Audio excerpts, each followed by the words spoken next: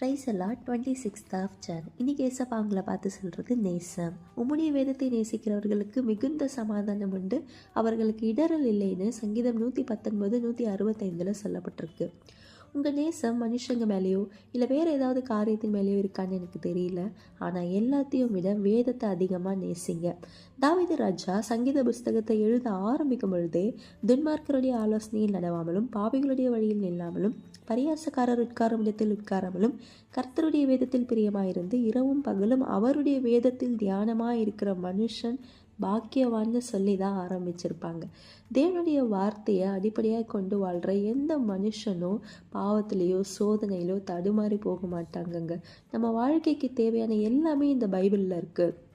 வேதத்தை வாசித்து தியானித்து அதன்படி வாழ உங்களை ஒப்பு கொடுங்க. வேதத்தை மட்டும் மனசார நேசித்தா போதும், ஆட்டோமேட்டிக்காக உங்களுக்கு தேவ சமாதானம் கடந்து வரும். ஒரு பீஸ்ஃபுல்லான ஒரு ஃபுல்ஃபில்லான ஹாப்பினஸை உங்கள் வாழ்க்கையில் நீங்கள் பார்ப்பீங்க. Stay with Jesus. Have a blessed day.